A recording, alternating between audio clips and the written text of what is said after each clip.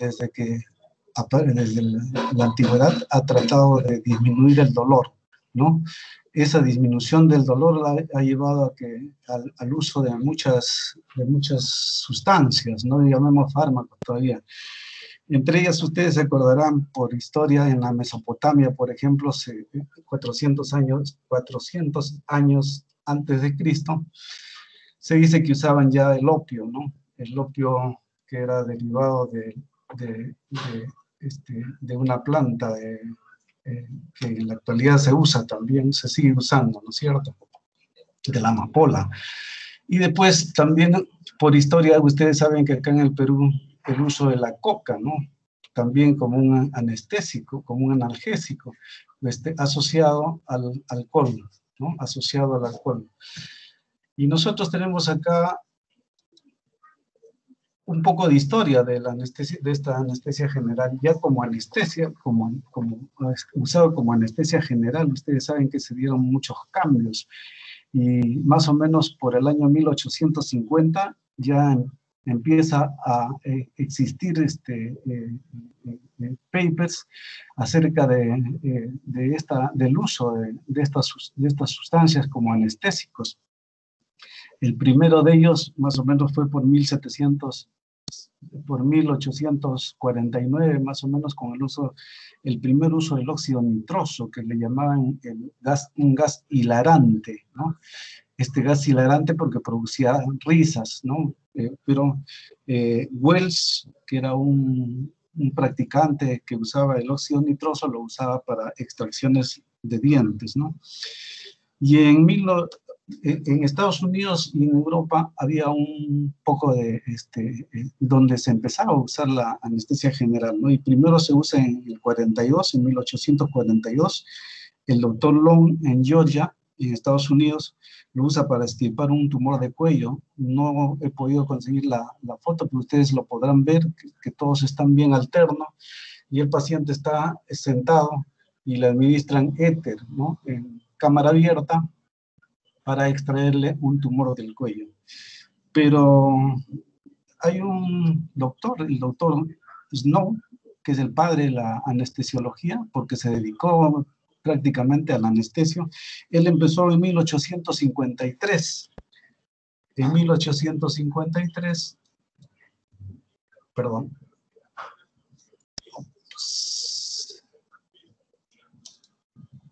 en 1853 empezó a usar el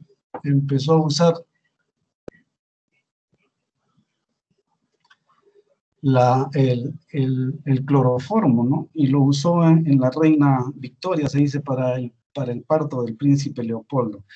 Él es el llamado padre de la anestesia porque se dedicó a la anestesiología, ¿no? Entonces, vean ustedes, por 1849 hasta 10 años después empieza se usa el óxido nitroso, el éter y el cloroformo como anestésicos generales. Después, antes de 1900, se descubre el cloruro de etilo, el etileno, el vineteno, que van asociados al éter, al cloroformo y al óxido nitroso.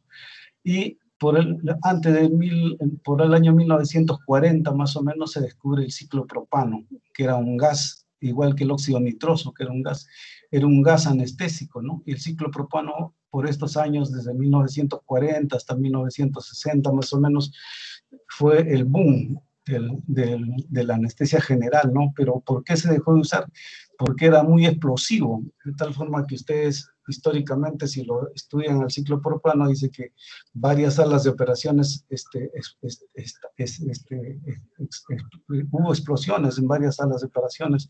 Sobre todo, desde esa época se empieza a usar los enchufes en forma alta en las salas de operaciones, precisamente por el ciclopropano, porque las instalaciones eléctricas eran en la parte baja y apenas enchufaban o desenchufaban algo, como este ciclopropano tenía tendencia a ir hacia abajo, hacia el suelo, entonces habían explosiones. Y después empieza a usarse, se sigue usando el éter. El éter sigue, ustedes van a ver de acá, el éter sigue usándose el éter, hasta que por el año de 1950, más o menos, ustedes se acuerdan de la bomba atómica. En esos años se estaba usando diversos átomos para estabilizar el uranio en la bomba atómica, y se descubre que el flúor, era un buen estabilizador de moléculas, ¿no? Y es ahí cuando entra el flúor dentro de la medicina también, ¿no? Para darle estabilización a muchas moléculas y potencia sobre todo. De ahí ustedes van a ver en las próximas láminas cómo es que el flúor empieza desde acá, más o menos la primera sustancia fluorada es el halotano en la anestesia general, o sea, es un éter con flúor, y después ya se le sigue agregando un éter, dos éter, 3, 4, 6, para darle más estabilización y más potencia a la anestesia, a los anestésicos generales. Y cuando definimos una anestesia general, ustedes van a encontrar esta definición en su libro de Goodman y Gilman, ¿no? Que son agentes farmacológicos que deprimen el sistema nervioso central y que es lo necesario para permitir la realización de la cirugía y otros procedimientos desagradables. Pero Malgore en el 2006 hace una definición un poco más clara, más precisa, ¿no? Que es la mejor definición que podemos encontrar de la anestesia general. Dice, es un estado transitorio, porque es transitorio, es reversible, porque es reversible, de depresión del sistema nervioso central, inducida por drogas específicas, que son los anestésicos generales, y que se caracteriza ¿por qué? Por pérdida de la conciencia, pérdida de la sensibilidad, de la motilidad y de los reflejos, ¿no? Es importante, entonces, que a partir de este momento ustedes sepan que la anestesia general, el anestésico general, es un fármaco que produce un estado transitorio reversible de depresión del sistema nervioso central, y que esa depresión va a llevar a una pérdida de la conciencia, una analgesia, pérdida de la sensibilidad y de la motilidad y de los reflejos, ¿no es cierto? En ese estado, entonces, existe anestesia, analgesia, amnesia, inhibición de los reflejos sensoriales y autonómicos, y relajación de los músculos estriados y pérdida de la conciencia. Esta es una buena definición que ustedes siempre la van a manejar, porque siempre van a estar muy cerca a los anestésicos generales. En un comienzo se hablaron de los, y hasta ahora se habla, bueno, se ha hablado de los periodos de anestesia general según Guede, ¿no? Que algunos lo compararon con los periodos de intoxicación del alcohol. Ustedes saben que el alcohol tiene tiene la misma mecanismo de acción de la anestesia general. El problema es que el alcohol no se puede medir la dosificación para llegar a una anestesia general, y cuando se llega, la reversibilidad no ocurre hasta después de un buen tiempo, ¿no es cierto? Porque ustedes se acuerdan, cuando toman licor, el alcohol se metaboliza muy lentamente, de tal forma que se llega a un periodo de mucha depresión que puede producir la muerte. Y ahí se llamaba, para el alcohol, por ejemplo, el primer periodo es que le llamamos nosotros de la anestesia general de inducción o analgesia, porque se produce ya analgesia. Se inicia con la administración del anestésico y termina con la pérdida de la conciencia, y se inicia ahí la amnesia. Este periodo es lo que nosotros que en el alcohol le llamamos el periodo del loro, ¿no? Porque hay inhibición central, o sea, al haber inhibición central, el tipo se vuelve más hablador, más elocuente, y para entrar después a un segundo periodo de excitación o delirio, que en la intoxicación alcohólica se llama el periodo de león, ¿no? Es decir, hay inhibición completa del freno superior, y hay liberación de catecolaminas. Al haber liberación de catecolaminas, O sea, hay una descarga simpática, ¿no? Liberación de catecolaminas, por lo tanto, hay, aparte de la pérdida de conciencia, termina, si nosotros seguimos administrando la anestesia, termina con una respiración regular y existe la pérdida de conciencia y hay una analgesia franca, ¿no? Acá, como les decía, comparándolo con la intoxicación alcohólica, hay el periodo de excitación, o sea, el tipo está excitado, el periodo de León que le llaman, ¿no? Delirio, respiración irregular, puede haber náuseas, ¿no? Seguimos. El tercer periodo, que es el periodo de anestesia quirúrgica, que nosotros le llamamos, ¿no? Que seguimos administrándole el anestésico general, estamos llegando ya al tercer periodo de anestesia quirúrgica, y este periodo es el tercer periodo que, comparándolo con la intoxicación alcohólica, se le llamaría el periodo del chancho, ¿no? O sea, el tipo entra en sueño, ¿no es cierto? Entra en sueño. Entonces, con la anestesia general esto se logra en forma más fina, ¿no? Más fina, más selectiva. Ahí se divide en plano 1, plano 2, y este es el plano en el que se opera, ¿no? Todos los cirujanos operamos en el plano 3, ¿no es cierto? Algunos usan entre el plano 2 y 3, pero este es el plano quirúrgico verdadero que lo vamos a ver ahora.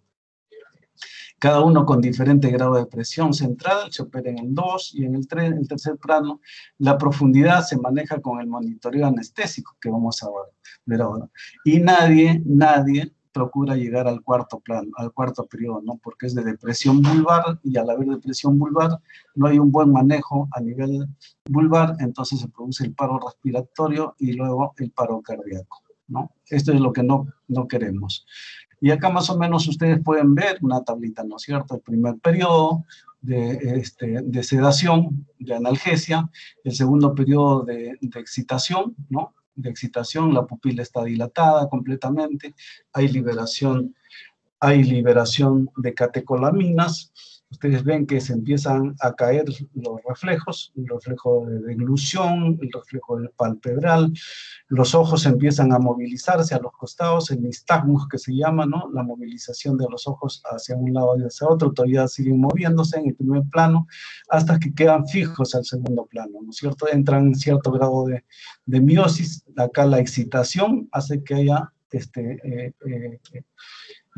dilatación de la pupila, después entra en una fijación la pupila y en un estado en que se fijan los glóbulos oculares y ustedes van viendo que conforme se va deprimiendo más y más, otra vez entran en dilatación, ¿no? Esto significa entrar ya en parálisis vulvar, ¿no es cierto? En paro cardíaco previo, en paro respiratorio previo. Esto en los ojos ya les está dando a ustedes un indicio de que el paciente está entrando muy profundamente. Antes, cuando no existían las máquinas que hay ahora para medir, la presión, el pulso, la oxigenación, fácilmente se llegaba a estos planos, ¿no? Y se daba cuenta porque la pupila estaba completamente dilatada y no reaccionaba. Eso era un signo premortis o ya de muerte. Esta es una clasificación de los anestésicos, ¿no? Ya no le he puesto al ciclopropano porque el ciclopropano hace muchísimos años que se dejó de usar. Sin embargo, todavía hay uno, el óxido nitroso, que ustedes van a encontrarlo en el mercado.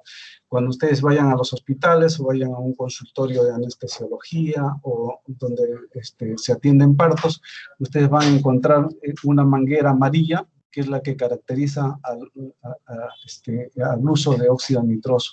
Es un gas que todavía en muchos consultorios se usa para anestesia de niños, ¿no? Con una mascarilla, sencillito, se empieza a dar y empiezan a manejar para la extracción de dientes, que es uno de los motivos de uso desde los años 50, de 1850, como les había advertido antes, ¿no?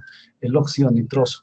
Sin embargo, ya se ha dejado de usar, en la actualidad existen otros otros anestésicos, como vamos a verlo ahora, pero con un poco más de riesgo. El óxido nitroso todavía lo van a encontrar en algunos hospitales, todavía lo van a encontrar. Y estos son los que se usan en la actualidad, los líquidos volátiles, ¿no? Y ya no se usa el éter, porque ustedes saben que el éter y el cloroformo producen mucha irritación en las vías respiratorias altas, y al producir irritación en las vías respiratorias altas, producen mucha secreción, de tal forma que los pacientes a veces salen de sala de operaciones, pero como están con las mucosas muy irritadas por el cloroformo, por el éter, se producen aspiraciones y se producían neumonías aspirativas, de tal forma que el paciente no fallecía en sala, pero fallecía después con neumonías aspirativas que en algunos casos eran bastante severas, ¿no? En la actualidad eso ya no se ve con el alotano, con el isoflurano, el desflurano. En la actualidad los dos que van a encontrar más en uso en sala de operaciones es el alotano y el sevoflurano. El alotano porque es barato, y el sevoflurano es un poco más caro, es el mejor anestésico, prácticamente cumple con todos los parámetros para llamarlo un anestésico ideal, como vamos a verlo ahora. Y estos son los anestésicos endovenosos, ¿no? Que son los que se le administra a los pacientes antes de ponerles el tubo endotraqueal y empezar a usar los anestésicos generales, los líquidos volátiles. Se empieza a usar los anestésicos endovenosos, que se llaman también facilitadores, o sea, facilitan la anestesia general, pero también usados en alguna forma. Nosotros lo podemos usar como anestésicos endovenosos. Así, ahí está el tiopental sódico, del que les acaba de hablar el doctor Galgurevich, el midazolam, que ahora vamos a hablarlo, que es el etomidato, la ketamina y el propofol, ¿no? La ketamina y el propofol. Este es uno de los fármacos que en la actualidad está usándose bastante en la anestesia general y prácticamente le está quitando espacio al sevoflurano. Y la neuroleptoanalgesia, que salió hace más o menos unos 10 años o 15 años como algo novedoso, que era la asociación de un tranquilizante mayor con un analgésico, ¿no? Y que podría ser el fentanilo, el remifentanilo, y que en la actualidad ya no se usa, ¿no? No está en uso. La neuroleptoanalgesia, ese nombre es neurolepto porque se usa un tranquilizante mayor y un analgésico potente, como es el fentanilo, que es un derivado de la morfina, ¿no?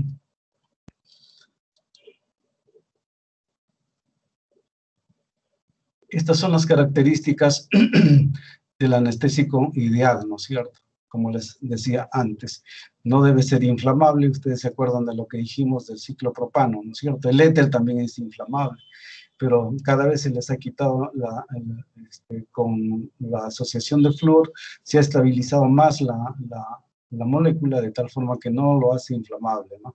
De fácil evaporación a temperatura ambiente, o sea, apenas lo introducen en los vaporizadores de los aparatos de anestesia, inmediatamente empiezan a evaporar.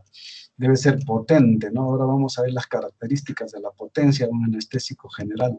Debe tener baja solubilidad en sangre, o sea, no debe ser soluble en sangre para asegurar una buena inducción, o sea, inmediatamente entrar en anestesia general, y también al no ser soluble en sangre, la recuperación es inmediata. Usted retira la anestesia y el paciente se empieza a despertar. Metabolismo mínimo, o sea, debe ser eliminado totalmente por la vía aérea, de tal forma que quede muy poco para eliminarse por vía hepatorrenal.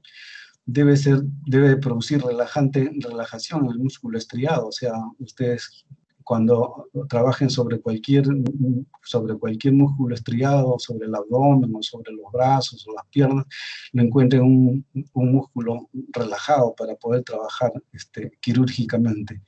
Debe ser supresor de la actividad excesiva del sistema nervioso central, del sistema simpático, perdón.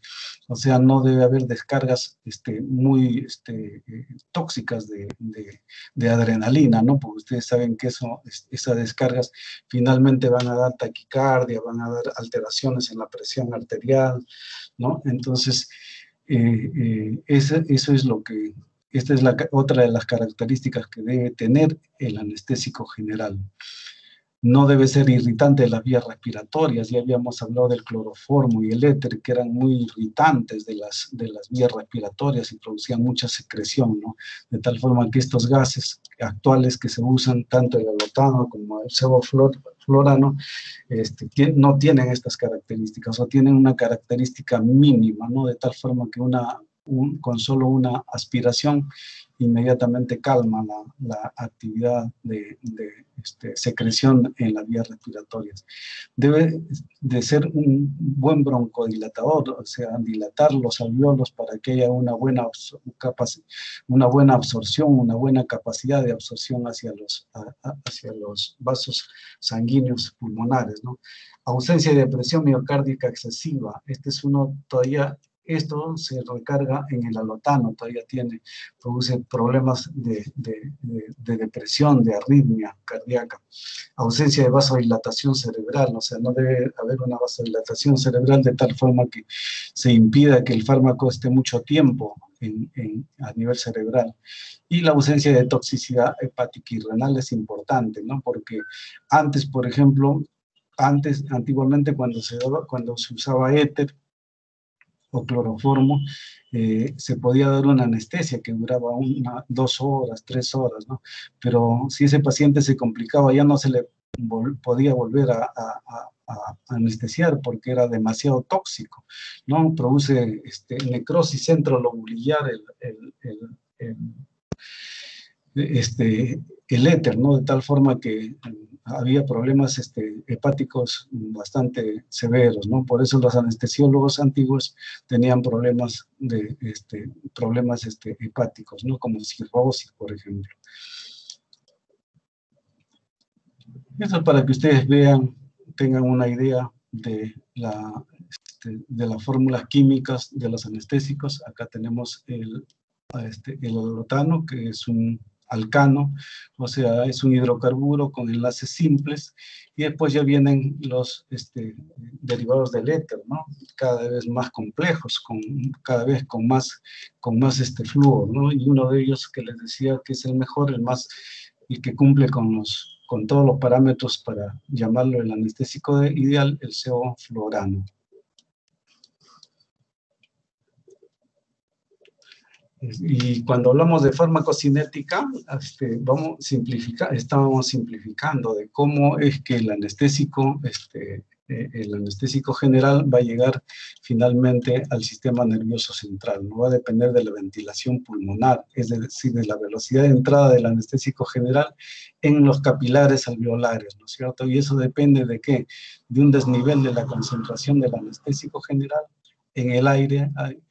Si hay un alveolo, dentro de ese alveolo el aire debe tener una concentración alta de anestésico general para que eso pase a los capilares pulmonares, ¿no es cierto? Una vez en los capilares pulmonares, la concentración de anestésico general es alta para que sea captada por el sistema nervioso, por las células del sistema nervioso central, ¿no es cierto? Por su capacidad lipofílica que tiene, ¿no? Y del volumen de perfusión sanguínea en los tejidos. De esto va a depender la acción de los anestésicos generales, ¿no es cierto? Del volumen de perfusión sanguínea en los tejidos, o sea, cuánto de gasto cardíaco tenemos, y de acuerdo a eso es que llega la irrigación al sistema nervioso central. ¿Y qué es importante para esto? La liposolubilidad, como les había dicho antes, y la biotransformación y eliminación, ¿no es cierto? Que no debe de ser solubles en sangre, ¿no? La aspiración pulmonar, la conjugación hepática y finalmente la eliminación renal. Vean ustedes, los anestésicos generales entonces se eliminan por la vía aérea, por expiración y por conjugación hepática, y finalmente a través de la orina.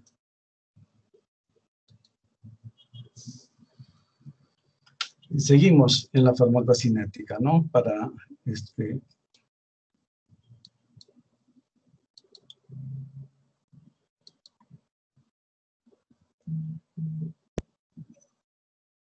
acá vemos los factores que van a determinar la gradiente, ¿no? La gradiente, o sea, cómo es que seguimos, para tratar de entender cómo es que el anestésico general va a llegar a finalmente al sistema nervioso central, ¿no es cierto? Va a depender de la máquina, de la transferencia a nivel pulmonar y la transferencia a nivel del sistema nervioso central. Entonces, de la máquina, del aparato mismo, de la presión parcial inspirada, o sea, lo que le da el aparato de anestesia general, lo que le da la cantidad de anestésico que tenga, de la ventilación alveolar, de la cantidad de anestesia general que haya en los alveolos y de las características del sistema de respiración anestésica, ¿no es cierto?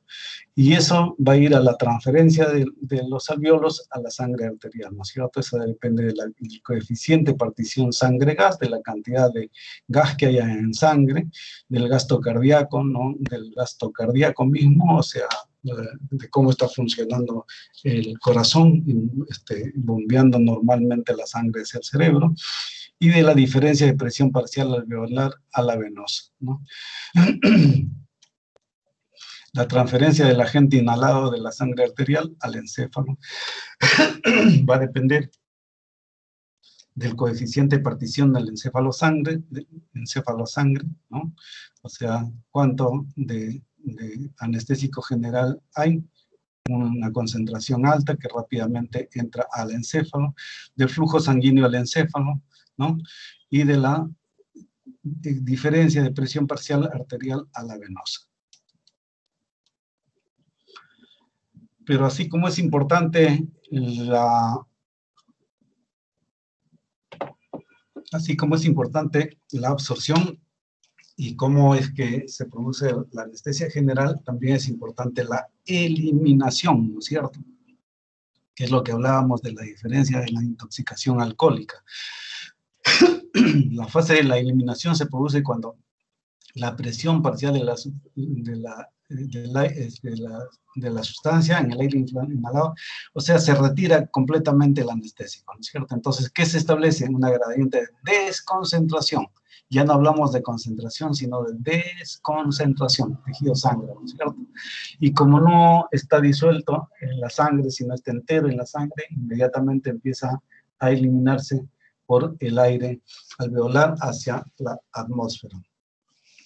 Es decir, rige los mismos principios que la fase de absorción pulmonar, pero en orden inverso, ¿no es cierto? Ya no hay desconcentración, ya no hay administración de anestésico y por lo tanto empieza a despertar el paciente. Y el último tejido en soltar la sustancia volátil va a ser el tejido adiposo, ¿no? Por la liposolubilidad que tiene, pero el tejido es escaso y por lo tanto lo suelta rápido, ¿no? Y lo que quede se elimina por la vía hepatorrenal. Cabe destacar 3 conceptos propios de cada agente que son fundamentales para su manejo, ¿no es cierto? Los coeficientes de partición, sangre-gas, aceite-gas y la concentración mínima alveolar, ¿no es cierto? El CAM, la concentración mínima alveolar. Y la rapidez del despertar de la anestesia está determinada por la cantidad del agente anestésico que permanece disuelto en los tejidos. O sea, más cantidad está en los tejidos, el paciente va a demorar un poco más en despertar, ¿no es cierto? Por eso es que ustedes van a ver cómo es que la lotane tiene un poco más de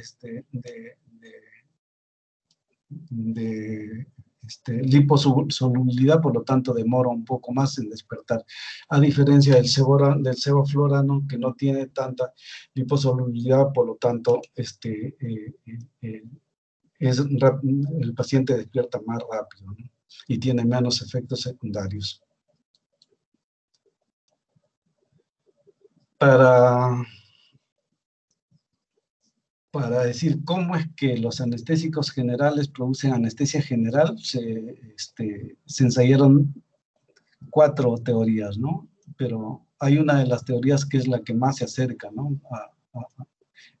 Prácticamente es la que define a los anestésicos generales. Una de ellas fue la teoría de Meyer-Overton, que es de las propiedades de la membrana, ¿no? Que dice que la relación que existe entre la liposolubilidad de los agentes inhalados o sea, el coeficiente de partición aceite-gas y su potencia de concentración alveolar mínima.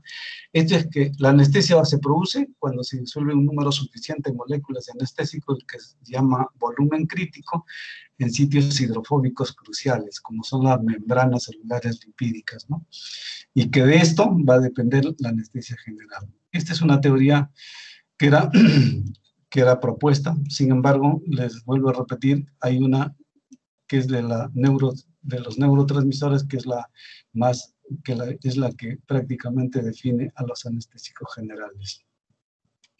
Esta es la de los receptores, que se basaba en decir que existen regiones hidrofóbicas, o sea, receptores específicos para los anestésicos generales, de tal forma que si una célula, por ejemplo, nerviosa tiene como 100 y se le lanzaba como 90, teníamos una acción de 90, ¿no es cierto?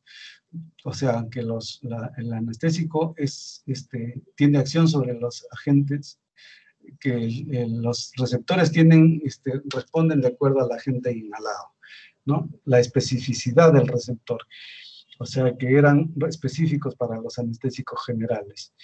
Y esto se basaba en que cuando uno le lanzaba desde el comienzo una cantidad excesiva de anestésico general, obtenía una respuesta bastante alta, ¿no? Lo cual también se desechó, y esta es prácticamente la que define al anestésico general, ¿no es cierto? La alteración de la disponibilidad de un neurotransmisor que es importante, el GABA, del cual ya están escuchando ustedes en la clase que han tenido anteriormente, ¿no? Los anestésicos inhalados interfieren en el metabolismo del GABA, ¿no? Que este es un neurotransmisor inhibidor. Esta inhibición produce concentraciones crecientes de GABA en el encéfalo que favorecen la inhibición sináptica. Posteriormente vamos a ver específicamente este mecanismo de acción. Y la última teoría, que también tenía cierto asidero, pero se dejó de usar, la teoría de Ferguson, que decía que la potencia de un anestésico general está relacionado con su actividad termodinámica, ¿no es cierto? Ustedes se acuerdan de bioquímica, ¿no? A concentraciones adecuadas inhiben los procesos oxidativos de la glucosa. Ustedes se acuerdan que la célula funciona en base a glucosa, ¿no? Que son necesarios para la síntesis intramitocondrial, ¿no? De tal forma que se decía que el anestésico general inhibía el proceso oxidativo de la glucosa, y que al no haber glucosa, no había síntesis intramitocondrial. Pero esto tendría validez para todas las células, no solamente para las células cerebrales, que es en donde se está trabajando, ¿no? Entonces acá habría que hablar sobre especificidad también, ¿no es cierto? ¿Y de qué va a depender la potencia anestésica? Va a tener tres componentes la potencia anestésica, como les había dicho antes, ¿no? La rapidez del comienzo, la profundidad y la concentración del fármaco. ¿Qué cantidad de fármaco se requiere, ¿no? Con esa cantidad de fármaco que se requiere para lograr una respuesta quirúrgica, la rapidez del comienzo, ¿no es cierto? ¿Cómo es que empieza la rapidez y la potencia, ¿no? Que es sinónimo del coeficiente de distribución o solubilidad sangre-gas, ¿no es cierto? Y la profundidad de esa anestesia, ¿no es cierto? O sea, la calidad, la cantidad, la calidad, ¿no? La profundidad de anestesia lograda con el fármaco en relación a la analgesia y a la relajación muscular. Estos son los tres componentes: la rapidez, profundidad y cantidad. Y estas son las características del alotane, ¿no es cierto? El alotane fue uno de los primeros anestésicos fluorados que se introdujo en 1956. Prácticamente reinó durante más de 30 años. Durante más de 30 años reinó el alotane, que era no inflamable, baja solubilidad en sangre, potencia anestésica, la potencia anestésica la del cloro y el bromo en su fórmula química, produce una inducción rápida y placentera de la anestesia, produce broncodilatación, ¿se acuerdan ustedes? De una característica, la relajación muscular esquelética, y hay una recuperación rápida de la conciencia, mínimos efectos postoperatorios, ¿no? Pero sin embargo, cuando ustedes vean el uso de alotane, el paciente se va a demorar un poco en recuperar la conciencia, ¿no? No va a ser igual que el sevoflurano. Y la desventaja de este alotane es que produce arritmia cardíaca, depresión cardíaca y arritmia cardíaca. Por eso es que es muy poco usado en niños. Los niños son más sensibles a la alotane, ¿no? Hay problemas bastante serios cuando no hay un buen manejo cardíaco durante la anestesia en niños.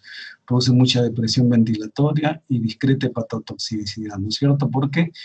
Porque les decía que queda una buena cantidad de fármaco en las células lipídicas, y de tal forma que eso va después a metabolizarse a nivel hepático. Entonces, muchas veces nosotros en cirugía ustedes van a querer entrar, o pacientes que van a entrar 1, 2 o 3 veces a sala de operaciones. Entonces, esto debe estar, esto y esto debe estar, estas tres desventajas deben estar libres, ¿no es cierto? No debe haber mucha depresión, no debe haber efectos de arritmia cardíaca, ni hepatotoxicidad tampoco, ¿no? Porque les vuelvo a repetir, hay muchos pacientes que entran 1, 2, 3, 4 veces a las operaciones por complicaciones serias, y cuando tenemos un anestésico de este tipo, vamos a tener más problemas sobre los problemas quirúrgicos que ya existen. Y este es el anestésico ideal prácticamente, sevoflurano. El primero que salió comercialmente fue el Sevorane, hay que mencionarlo porque es un fármaco de investigación, el Sevorane, y ahora sí hay cualquier cantidad de sevoflurano en el mercado. Hasta hace poco era muy caro, ahora sus costos han bajado, de tal forma que en precios y en características este es el mejor anestésico general que lo van a encontrar en todas las salas de operaciones, ¿no? Es un éter metílico fluorado, desde 1970 se empieza a usar, que tiene baja solubilidad, sí tiene baja solubilidad, rápida inyección y escasa biotransformación. Su potencia es bastante alta, con una concentración alveolar mínima de 1,71 se logra una buena potencia, ¿no? O sea, es bastante potente este fármaco. Ausencia de efectos irritativos respiratorios, como les había mencionado antes. No hay problemas sobre el corazón, ¿no? Sobre las catecolaminas, no sensibiliza el corazón a las catecolaminas como el alotane, como habíamos dicho. Baja producción de arritmias, buena relajación muscular, bastante buena, y excelentes perfiles de tolerabilidad y seguridad. Esto se refiere a que uno puede entrar 2, 3, 4 veces a sala de operaciones y hay bastante tolerancia y seguridad en este fármaco, el sevoflurane. Prácticamente las máquinas han ido modernizándose y estas son las máquinas más modernas que hay, ¿no? Los multiparámetros que miden todo, ¿no? Estos son los medidores los que están acá son medidores de los gases cuando se usa alotano, cuando se usa sevoflurano, ¿no? Se colocan en unos frascos que hay en la parte de abajo y de acá empiezan a evaporar, ¿no? Y salen por esta vía. En estos dos frascos que hay acá, ustedes van a ver que hay cal sodada en los frascos de abajo. Esos dos frascos blancos, hay cal sodada que tiene una característica de que al pasar el aire expirado que sale del paciente, inmediatamente pasa por la cal sodada, y acá se capta el CO2 y pasa solamente el oxígeno con el anestésico y otra vez vuelve el torrente del paciente, ¿no? De tal forma que se usa cada vez menos cantidad de anestésico general, ¿no? Esto cada vez se va poniendo más morado y cuando está ya morado completamente se cambia por otro frasco de cal sodada. Este es el tubo endotraqueal. Acá tiene un baloncito, un balón para cerrar. Una vez que está dentro de las vías aéreas, se administra aire acá para que no salga por los costados, ¿no es cierto? Para que sea un circuito cerrado completo. Así es como se intuba con un laringoscopio, se va hacia la tráquea, introduce el tubo, ¿no? el tubo que trae una guía. En la actualidad hay videos laringoscopio, ya no es la emisión directa, sino trae acá un video, de tal forma que pueda verse la vía sin esforzarse mucho. Y esta es la posición en la que queda el paciente, ¿no es cierto? Con un tubo por el cual se administra el anestésico junto con el oxígeno, y por el otro sale inmediatamente a los depósitos de cal sodada, ¿no? Y otra vez regresa para cumplir oxígeno y anestésico, y cuando va faltando anestésico va siendo administrado directamente. Este es el circuito que se forma, y ahora que hay el COVID, ustedes ven estos módulos multiparámetros, donde está el pulso, la presión, la temperatura, la respiración, ¿no? Y la concentración de oxígeno en sangre, ¿no es cierto? La concentración, la presión, el pulso y la cantidad de... esto es importante, ¿no es cierto? La cantidad de oxígeno en sangre. Esto tiene todas las máquinas de anestesia tienen multiparámetros. Prácticamente tiene alarmas, de tal forma que puede haber un descuido del anestesiólogo, pero está con alarmas, inmediatamente cualquiera de ellas cae a cantidades críticas y el alarma inmediatamente se activa. Más o menos para que ustedes vean en un diagrama cómo es que funciona, ¿no es cierto? Se le administra el oxígeno y el anestésico al paciente, y al momento de salir del vaporizador, al momento de salir pasa por la cal sodada y ahí capta el CO2 y solamente pasa el oxígeno y el anestésico otra vez. Otra vez se administra, y este es un circuito. Este es un circuito cerrado que se llama, ¿no? Antes para administrar el cloroformo y el éter habían circuitos abiertos, semiabiertos y semicerrados que se llamaban. Pero todos contaminaban el ambiente de tal forma que todos sufrían el efecto del éter o del cloroformo. Y estos son los anestésicos generales, ¿no? Los anestésicos generales, intravenosos que se llaman. Los intravenosos por vía endovenosa, que les decía, son facilitadores, ¿no? ¿Y cuáles son las propiedades? Una de ellas se considera que la ionización que tienen, que producen, desempeñan cierto papel en la distribución y eliminación de estos fármacos. Se unen rápidamente a las proteínas plasmáticas, hay ausencia de fase pulmonar, y la finalización del efecto anestésico depende de los fenómenos de biotransformación. Estos, si se biotransforman, se eliminan por vía urinaria, se biotransforman a nivel hepático, y en algunos casos se presentan fenómenos de redistribución hacia otros órganos, ¿no? En algunos casos. Gran parte de estas sustancias se biotransforman en el organismo, originando metabolitos activos que todavía pueden seguir actuando. Por eso es que cuando se deja de administrar un anestésico general y el paciente o la paciente despierta, y se siente un poco mareado, ¿no? Borrachitos, porque existen metabolitos activos, ¿no? Que se van eliminando poco a poco.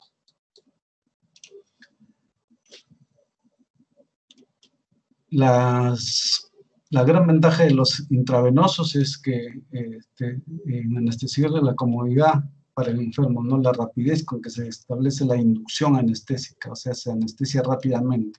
Se le pone una vía, se administra el anestésico general, el anestésico endovenoso inmediatamente entra en anestesia, ¿no? Estos se usan antes de la anestesia general, les decía, ¿no? No se puede hacer una intubación si el paciente no está dormido, ¿no es cierto? Por eso yo les decía, se les llama a estos intravenosos también facilitadores. ¿Por qué? Porque se les administra al paciente, se le hace dormir, se produce anestesia y inmediatamente se le le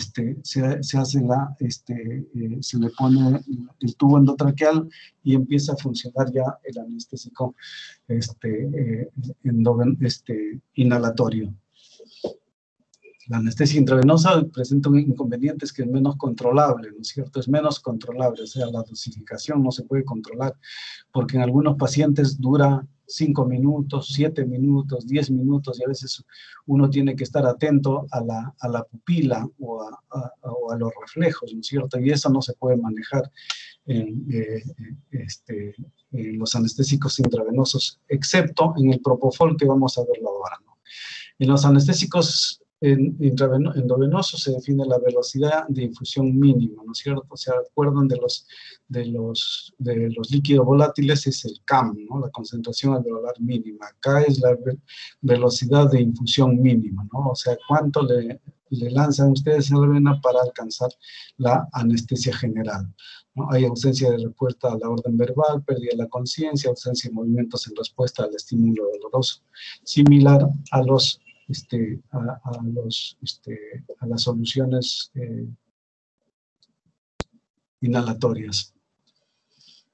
Estos son los anestésicos endovenosos, ¿no? Son lo que ya habían hablado ustedes: barbitúricos de acción ultracorta, el pentotal sódico, pentobarbital sódico, llamado también como suero de la verdad, ¿no? Porque antes lo usaban mucho para administrar a ciertas personas en cantidades intermedias. Ya se sabía más o menos cantidades intermedias y podían preguntarle lo que querían, ¿no? Y la persona que estaba con este barbitúrico contestaba nomás, ¿no? Por eso se llamaba el suero de la verdad. Pero muchas veces se pasaba la dosis y a veces se deprimían mucho los pacientes y fallecían, ¿no? Este paciente tiene que estar cerca a una intubación. Por eso ninguno de ellos se puede administrar sin estar cerca a una intubación, ¿no? La ketamina, el ketalar, que produce muchos efectos, produce alucinaciones, ¿no es cierto? Produce alucinaciones, sobre todo cuando están despertando. Por eso es que no se usa mucho la ketamina. Es un buen anestésico endovenoso, pero produce muchas alteraciones a nivel de la conciencia al despertar el paciente. Y también puede producir espasmo de glotis, ¿no? Y de tal forma que impide la respiración al paciente y muere asfixiado, ¿no? Esto se usa en muchos consultorios, todavía lo usan para cirugías menores o para legrados uterinos, ¿no? Pero es muy peligroso su uso. Puede producir espasmo de glotis y el despertar, les vuelvo a repetir, es bastante incómodo. El etomidato, que no se ha usado mucho en nuestro medio, y el propofol, que sí es uno de los anestésicos que le está haciendo la guerra al sevoflurana, ¿no? Ya se empieza a llamar el anestésico ideal de preferencia, ¿no? El midazolam, ¿no? Una benzodiazepina que se llamó el Dormonit, el nombre de investigación, el primero que salió, el midazolam, es una benzodiazepina que produce amnesia, ¿no? Y se usa para pequeñas, como les había referido el doctor Gargurevich, para pequeñas, por ejemplo, para curaciones pequeñas, para endoscopías, ¿no? Que van a durar muy poco. Produce sueño, produce sedación intensa, y después el paciente no se acuerda, ¿no? No se acuerda del acto que le han hecho. La neuroleptoanalgesia, que ya les decía que ya está en desuso.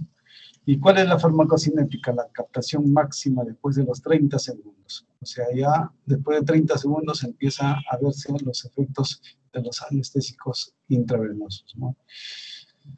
Se distribuye en músculo estriado y en grasa, su metabolismo es a nivel hepático y su excreción es a nivel renal.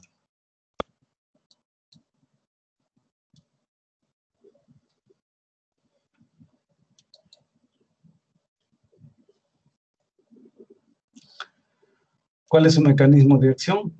Disminuye la velocidad de disociación del GABA, que ustedes saben que provoca un aumento de la conductancia del cloro a través de las vías de los iones, que ocasiona una hiperpolarización y en consecuencia una inhibición de las neuronas postsinápticas, ¿no? Lo deprime las respuestas. Al deprimir las respuestas prácticamente se produce la anestesia. su uso es en la inducción de anestesia. Se llama inductores o facilitadores, les vuelvo a repetir, ¿no? O sea, le ponen la vía endovenosa, inmediatamente le ponen el anestésico endovenoso, el paciente se anestesia y ya pueden intubarlo para administrarle los líquidos volátiles como el alotano o el sevoflurano. Como anestesias de corta duración, sobre todo cuando se va a hacer, por ejemplo, una reducción de una luxación, se van a hacer curaciones menores, se van a hacer intubaciones, se van a extraer cuerpos extraños, ¿no? Anestesias de corta duración. Y les decía, el anestésico, el propofol le está quitando para anestesia continua, igual que los líquidos volátiles, con bomba de infusión. Esta es la bomba de infusión del propofol. El propofol es como una lechecita blanquecina, ahí está la jeringa, y tiene un émbolo que empuja acá.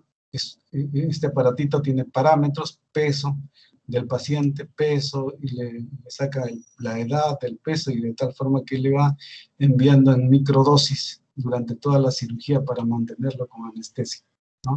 Esta es la bomba de infusión del propofol. ¿Y cuáles son los efectos secundarios? Que muchos de ellos producen hipotensión, todos producen hipotensión, bradicardia, espasmo de glotis, les decía en el caso de la ketamina, y depresión respiratoria, todos ellos producen depresión respiratoria, de tal forma que si ustedes no miden la cantidad que se pone, pueden entrar en depresión respiratoria, paro respiratorio y muerte. Vamos a hablar de dos de ellos que son los más importantes, el pentobarbital sódico o pentotal sódico también llamado, y el propofol. Acá tenemos las características del pentotal sódico, ¿no? Es un tiobarbitúrico a causa de la sustitución del oxígeno del carbono 5 por sulfuro. Este cambio estructural le confiere una iniciación rápida y una corta duración de acción.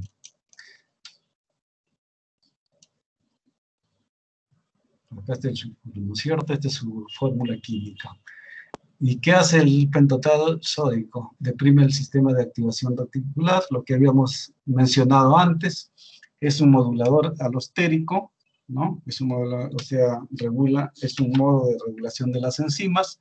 Del GABA a su unidad alfa. Aumenta la conductancia al cloro, hiperpolarización y consecuentemente inhibición de las neuronas postsinápticas, ¿no? Deprime selectivamente los ganglios simpáticos. El pentobarbital sódico viene en frascos así, de 20 centímetros cúbicos, ¿no? Solución acuosa, ¿no? Fácil de administrar. Altamente liposoluble, la distribución del pentobarbital sódico está determinado por el flujo de sangre en los tejidos. La máxima captación es dentro de los 30 segundos, les habíamos dicho, y ahí empieza su efecto. La redistribución o sea, puede irse a otros tejidos, de tal forma que el despertar va a ser más prolongado, ¿no? El despertar va a ser más prolongado, va a haber más sueño. ¿Por qué? Precisamente porque hay una redistribución. ¿En dónde? En la grasa, ¿no? Y de tal forma que se ha demostrado que la grasa es el compartimento que muestra un tiopental hasta 30 minutos después de la administración de pentobarbital sódico. Se inicia a los 10 a 15 segundos, ya está durmiéndose el paciente, efecto máximo de 30 a 60 segundos, vean ustedes la rapidez. Y esto es lo que no permite manejar bien, ¿no? Porque puede durar 5 minutos o 15 minutos. Entonces, ¿cómo uno maneja un paciente para administrarle varias veces, ¿no? Sencillamente teniendo un laringoscopio al costado para poder intubar al paciente, o de lo contrario, si uno empieza a adquirir experiencia ya con los reflejos, ¿no? El reflejo corneal, reflejo palpebral, para seguir administrando 2 o 3 veces el pentobarbital sódico. Se metaboliza a nivel hepático por oxidación, el 97% de metabolitos inactivos, el 97%, vean ustedes, y el 2 a 3% de pentobarbital activo. Su eliminación es por vía renal. Y desde el otro, anestésico endovenoso, que es bastante importante y por eso lo estamos estudiando un poquito más. El Propofol es un fármaco del grupo de los alquifenoles con propiedades hipnóticas, ¿no? Estos son aceites a temperatura ambiente y son insolubles en solución acuosa. Viene como una lechecita, como habíamos visto en la jeringa hace un momento, y actúa de manera inespecífica en las membranas lipídicas, el mismo mecanismo de acción, ¿no es cierto? Hay que repetirlo para que se quede, sistema transmisor en el GABA, alfa, aumentando la conductancia del ion cloro y en concentraciones altas se sensibiliza el receptor GABA alfa con la supresión de los receptores alfa, que les explicó el doctor Gergulevich. El nivel plasmático para una inducción es entre 0.2 y 2.5 miligramos por mililitro, ¿no? Habla acá de la escala de Ramsay, que es una escala de, prácticamente del sueño, ¿no? Como un paciente empieza a producir el sueño, no tanto como la anestesia general que habíamos hablado antes. Principalmente hipnótico, efectos antieméticos, bienestar, disminuye la presión intracraneal por reducción de la presión de perfusión cerebral, disminuye la presión intraocular en un 30-40%. Y se absorbe porque tiene bastante liposolubilidad, ¿no? Alcanza rápidamente el sistema nervioso central, dando lugar a su efecto hipnótico. Se unen entre un 97 y 99% a las proteínas plasmáticas, principalmente a la albúmina, ¿no? El inicio de la hipnosis habitualmente ocurre entre los 40 y 60 segundos. Vean ustedes, un poquito más tarde que el pentobarbital sódico, ¿no? Tras la administración de un bolo, que dura de 3 a 10 minutos. ¿Se acuerdan ustedes? El pentobarbital de 5 a 10 o 15 minutos, de 3 a 10 minutos, o sea que el rango es bastante largo, ¿no? Como para poder controlarlo y empezar a administrar Propofol. Sin embargo, los anestesiólogos ya cogen experiencia y pueden manejar Propofol endovenoso en bolo, ¿no? El metabolismo es rápidamente metabolizado en el hígado, formando con glucurónidos y sulfatos inactivos que son excretados por la orina. Su excreción es renal, es del 88%, la fecal es de 1.6, menos de 0.13% sin cambios en la orina, ¿no? Este Propofol, les vuelvo a repetir, se está usando como anestesia general, en la bombita que ustedes vieron antes, que quiero que la vuelvan a ver. Esta es la bomba que se está usando para anestesia general, ¿no? Es mejor el uso de Propofol en esta bomba de infusión que el sevoflurane, ¿no? ¿Por qué? Porque empiezan a administrarle, inmediatamente el paciente entra en anestesia, ¿no? De todas maneras tiene que ir intubado para que le administren oxígeno, pero apenas termina de administrarle la última gota de Propofol, y no pasan ni 30 segundos a un minuto, el paciente ya está despierto, completamente despierto, ¿no? Esa es una de las ventajas de este Propofol y ya se está usando en la anestesia general. El único problema que hay es el costo de esta bomba de infusión, y del Propofol también sigue siendo caro, por eso es que se sigue usando el sevoflurano, pero cuando en muchas salas ustedes ingresen van a ver esto en la cabecera de los pacientes, y el anestesiólogo, en base a las características del paciente, peso, edad, empieza a administrarle en bomba de infusión. Finalmente, nosotros cuando vamos a llevar a un paciente a sala de operaciones tenemos que ver varios parámetros, ¿no? Es importante tomarlo al paciente como un ser humano, ¿no? Y que está prácticamente en un estado de crisis, ¿no? Frente a algo que puede suceder en sala de operaciones, ¿no? Cualquiera, el paciente, por más tranquilo que esté, puede mostrarles a ustedes sonrisa, confianza. Sin embargo, es un paciente que está soltando bolos de catecolaminas, ¿no? Y temor, todo eso hace que se produzca una ansiedad y que nosotros tengamos que premedicarlo. Esto se llama premedicación, o sea, ¿qué medicamentos le podemos dar a este paciente para aliviarle todos los problemas prequirúrgicos que va a tener, ¿no es cierto? El alivio de la ansiedad es importante, la ansiolisis, la sedación. Si tiene dolor hay que darle analgésicos, ¿no? Si tiene mucho dolor se le puede dar, por ejemplo, midazolam,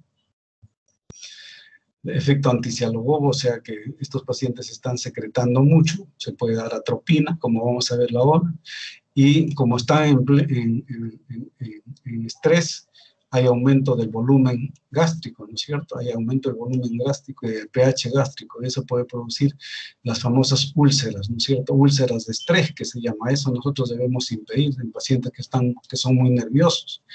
Y la atenuación de respuesta refleja del sistema nervioso simpático, ¿no? Disminución de la dosis requerida de anestésicos, que si le damos, por ejemplo, petidina y el paciente se va un poco sedado, va a requerir menos anestésicos, ¿no?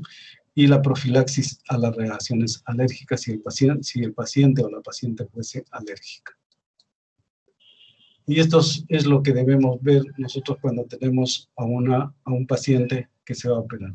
Una buena historia clínica, coger confianza, conversarle, darle seguridad al paciente, pidiéndole sus análisis, su riesgo quirúrgico. Pero ahí está el médico a su lado, ¿no? Conversando y tranquilizando a ese paciente, administrándoles, de ser posible, las benzodiazepinas de las que han hablado en la clase anterior, de 5 a 10 miligramos por vía oral o por vía endovenosa, o alprazolam de 2 miligramos, que son benzodiazepinas de bastante uso y que no hay ningún problema en su utilización en esta premedicación anestésica. La atropina, ¿no? Que es un parasimpático mimético que produce sequedad parasimpático lítico, que produce sequedad de las mucosas, disminución de las secreciones de 0,25 a 0,50 miligramos. La petidina, que es un derivado semisintético de la morfina, que produce disminución del dolor, es bastante bueno para el dolor. El problema es que produce acostumbramiento, se puede administrar 50 o 100 miligramos si el dolor es muy alto, ¿no? El omeprazol para disminuir los problemas de acidez y de llenura gástrica, ¿no? 40 miligramos, que funciona sobre la bomba de protones, produciendo disminución de la acidez y del volumen gástrico. Si hubiese problemas de infección, ahí estamos para administrarles antibióticos en forma preventiva. Y si el paciente tiene algún problema de alergia,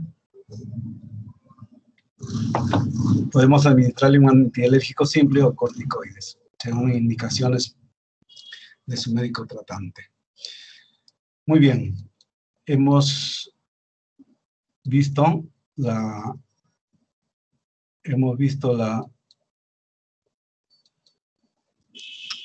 clase de anestesia general.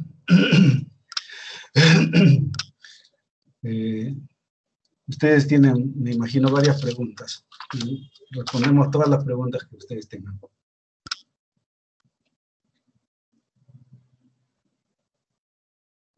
¿Están ahí o todavía no? Ya se cansaron, creo. Sí, doctor, buenos días. Dígame. Doctor, justo soy Nelly Arias, le quería preguntar sobre lo último que mencionó, si existe alguna reacción de hipersensibilidad a uno de estos medicamentos. No la escuché bien. A ver, doctor, ¿me escucha? Y ahora sí. Buenos días. Sí, le quería comentar sobre lo que expuso al final, si existe alguna reacción de hipersensibilidad inmediata o anafilaxis con alguno de estos medicamentos, cómo se actúa. Bueno, estando en sala de operaciones es un poco más fácil manejar, ¿no? Se usa primero los antialérgicos como la clorfeniramina inyectable, o se puede usar los corticoides o la adrenalina, ¿no? Ustedes saben que los corticoides son producen una buena respuesta sobre los mastocitos, ¿no? Porque los mastocitos son los que van a producir la histamina y todas las cininas que van a provocar el efecto de la reacción alérgica. Entonces, si están en sala de operaciones, pueden usarla así libremente. Y como el paciente está intubado, tolera mejor los efectos y responde mejor a los efectos estos de alergia, ¿no? Les vuelvo a repetir, los antihistamínicos comunes, endovenosos, los corticoides, entre ellos la hidrocortisona o la dexametasona, y finalmente algo que se usa en pequeñas dosis, en tercios, es la adrenalina. Ok, doctor, muchas gracias.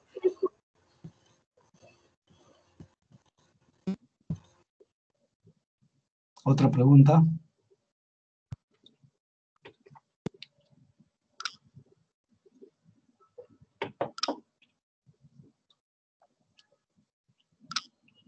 ¿Otra pregunta?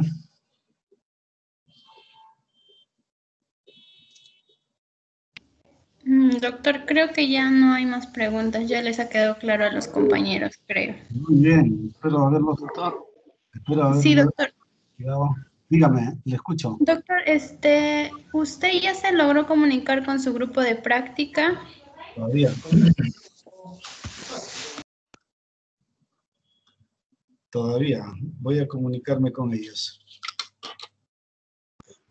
Aló, doctor. Sí, dígame. Doctor, buenos días. Disculpe, usted había mencionado que había un anestésico general endovenoso que era el ideal, creo que. ¿Cuál lo había mencionado? No lo recuerdo bien. ¿Dijo el etomidato, creo? ¿U otro? El propofol, que hemos hablado 2 veces. Los dos que les he mencionado, uno es por la rapidez, es el pentobarbital sódico, pero por la seguridad, y se puede usar como anestésico general. Incluso les he mostrado la bomba de aplicación, bomba de infusión para usarlo como anestésico general. Acá está. O sea, Ese es el propofol. El propofol es el ideal. Claro, endovenoso, en este momento es el ideal, ¿no? Pero no es tan ideal por el costo. El ideal sigue siendo el sevoflurano por el costo, pero el propofol prácticamente tiene todas las características de un anestésico ideal, ¿no? No produce ningún efecto secundario y el despertar es bastante rápido, sin efectos secundarios como que a usted le han pegado o se siente cansado. Con el propofol, ¿no? Es bastante bueno, pero no se puede usar todavía porque esa bomba de infusión que usted ve tiene un costo, es alto. Y aparte el propofol mismo como fármaco con ampollas es todavía caro, ¿no? Ya, Entonces, eso es lo que quería preguntar. Sí, ¿no? Doctor, Sí, buenos días, doctor. Soy Sí, Freddy Bayón. dígame. Doctor, bueno, en cuanto al uso del propofol, y usted me menciona de las bombas de infusión, bueno, le comento que las empresas a los hospitales les dejan la bomba de infusión siempre y cuando usen las líneas de infusión. Claro, pero la ampolla es cara, pues. Claro, las líneas de infusión son caras, pues, ¿no? Pero, Lógico, o sea, te ofrecen, te la dejan. Ahora, los hospitales actualmente, por este tema de buscar la seroanalgesia en los pacientes entubados por COVID, se está usando actualmente el propofol y el Estado también los está brindándoles a los pacientes. Eso es bastante bueno.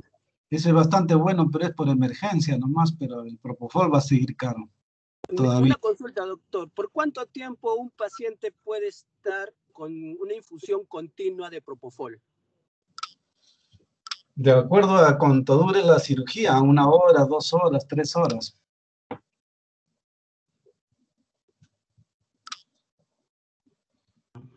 Le hago esta pregunta, doctor, porque yo he observado que lo usan en los pacientes buscando la seroanalgesia por por varias horas, más de 24, 48 Claro, horas. claro, lo que dura la cirugía, pero es difícil que lo usen por por más de 6 horas, ¿no? Lo que se hace a un paciente es lo que se hace a un paciente que está intubado es se le administra pseudoanalgesia, relajantes musculares, se intuba y después se mantiene en base a relajante muscular nomás, para que no se movilice.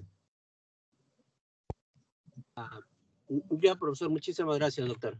Si no, se deprime mucho y se puede morir. Sí, es claro, por eso se usa la línea de infusión y también pues con la dosis adecuada. Gracias, doctor. Muchísimas gracias. Ok.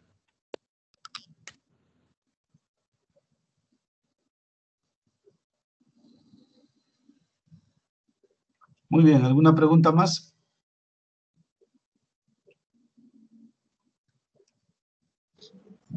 Buenas tardes, doctor. Dígame. ¿Qué sucede si nos pasamos de la dosis? ¿Qué podemos hacer en este caso? ¿Sí qué? Si nos pasamos de la dosis adecuada. No, la dosis de mantención que se llama en los anestésicos generales ya está calculada. Al momento que usted tiene un paciente, el peso y la edad del paciente ya lo está calculando en cualquiera de los anestésicos generales. Y para eso está la pantalla de multiparámetros, ¿no es cierto? Si su pantalla de multiparámetros ve que el grado de oxigenación baja, inmediatamente usted ve por qué es, si la presión se altera, si el ritmo cardíaco se altera, inmediatamente usted ve por qué es. Puede ser por manipulación, por ejemplo, están manipulando vísceras y puede haber una respuesta simpática, ¿no? Entonces, de repente, o parasimpática, ¿no? Lo que se llama, por ejemplo, una respuesta vagal, que produce bradicardia, hipotensión. Inmediatamente el anestesiólogo tiene que administrarle fármacos que reviertan ese tipo de respuesta.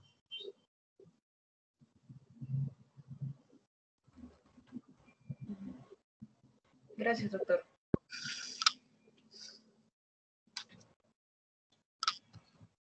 ¿Alguna otra pregunta? Doctor, una consulta. Dígame. Bueno, como lo que mencionó el compañero Bailón, había hablado acerca de que, bueno, el Propofol, ¿no? Se podía utilizar, y como usted también lo agregó, de que en operaciones de 6 horas como máximo, ¿no?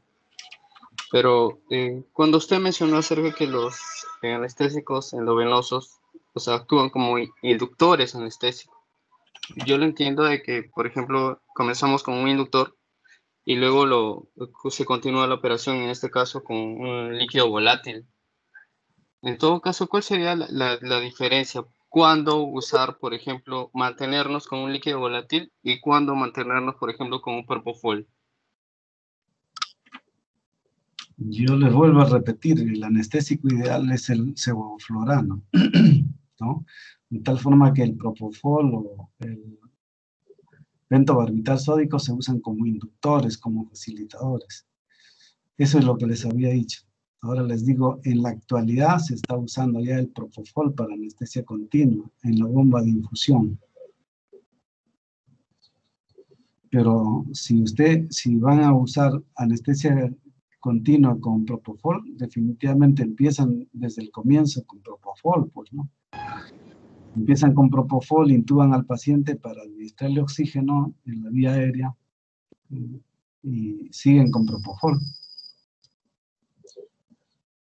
Ese uso no le pueden dar al pentobarbital sódico porque es muy tóxico, hepatotóxico.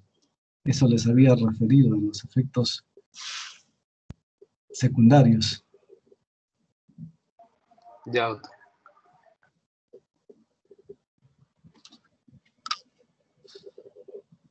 Doctor, buenos días. ¿Me escucha? Sí. Doctor, justamente, bueno, conversando de esto del propofol, ahora me pareció interesante que ahora se esté usando en los pacientes con COVID, pero lo que pasa es que, según yo, yo entendía era muy riesgoso usarlo en pacientes geriátricos, y los pacientes geriátricos son la población vulnerable por el COVID-19, y también porque podrían generar mayor acidosis metabólica. Se tenían que tener precauciones en los pacientes que tenían problemas hepáticos, probables insuficiencias renales. Entonces, como que es muy riesgoso, ¿no? Usar No, el propafol en pacientes con COVID-19 o COVID no, severo. no, el paciente con COVID lo único que necesita es el anestésico, el inductor para intubarlo nomás. Una vez que está intubado, lo que se administra son relajantes musculares. Ah, entiendo, doctor. Gracias. Esa parte no la había entendido. Ok.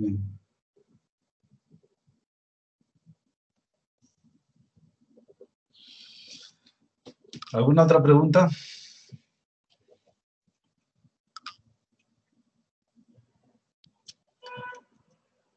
Muy bien, jóvenes.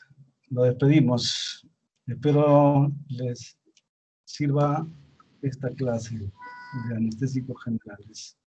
Gracias. Hasta la próxima Muchas clase. gracias, doctor Doctor, Sandoval. doctor Muy Sandoval, amable, doctor no Sandoval. no se olvide de colgar sus diapositivas en el Team, por favor.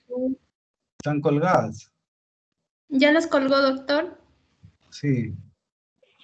Ya, doctor. El día de mañana empiezan los seminarios, doctor, a las 2 de la tarde. ¿Ya se comunicó usted con su grupo de seminarios? Todavía. Que me llamen. Lo que pasa es que, según el doctor Gargurevich, usted tenía que comunicarse con su delegado, doctor. Ahora lo voy a llamar. ¿Ya tiene el número? ¿Ya se lo pasó el doctor Gargurevich? Sí, pero si me das el número mejor, me ahorras estar buscando. Ya, yo le paso el número de la delegada de